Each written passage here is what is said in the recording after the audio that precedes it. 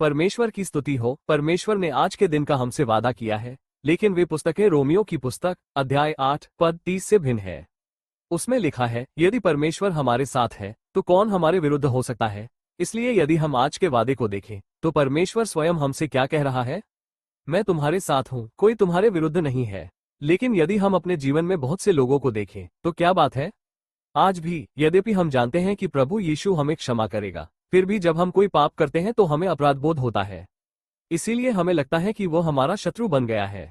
वो मुझे कहाँ दंडित करता है? ईश्वर मुझे कहाँ छोड़ देता है? वो मुझे क्षमा क्यों करता है? वो मुझसे प्रेम कहाँ करता है? इत्यादि। ईश्वर ने मुझे बदलने के लिए इतने अवसर दिए, इतने साल दिए, फिर भी मैं बदल नहीं पा रहा हूँ। मैं उसी कमजोरी में हूँ, उसी पाप में फंसा हुआ हूँ, और मुझे आश्चर्य होता है कि क्या ईश्वर मुझे त्याग देगा? क्या ईश्वर मुझे यातना देगा? क्या ईश्वर मुझ पर मछलियां छोड़ देगा? क्या ईश्वर मेरा शत्रु बन जाएगा? क्या वो क्रोधित हो जाएगा? हम में से बहुत से लोग अब भी ऐसा ही सोचते हैं। लेकिन देखिए, इससे पहले कि हम उन पर विश्वास करते, वे हमारे लिए तब भी मर गए जब हम पापी थे। इसलिए प्रभु यीशु हमारे लिए तब मरे जब हम पापी थे, जब हम उनके शत्रु थे, जब हम उनके शत्रु थे। उन्होंने हमसे प्रेम किया। उन्होंने जगत की रचना से पहले ही प्रेम से हमें चुना। इसलिए वे कभी हमारे शत्रु नहीं होंगे और वे हमेशा हमारे साथ रहेंगे। इसलिए हमारा कभी कोई शत्रु नहीं होगा, कोई शत्रु नहीं, कोई भी हमारे सामने खड़ा नहीं हो सकता। तो बस यही बात है।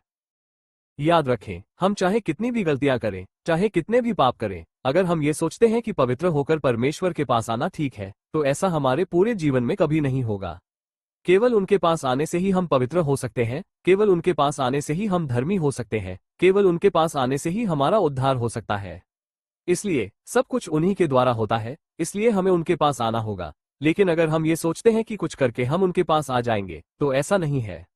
इसलिए हमें ये याद रखना होगा कि वो हमेशा हमारे साथ रहेंगे। किसी का कोई शत्रु नहीं होता, विशेषकर परमेश्वर तो हमारा शत्रु बिल्कुल नहीं है। शत्रु नहीं, उसने हमें कभी शत्रु नहीं माना। उसने अपना जीवन हमारे लिए समर्पित कर दिया।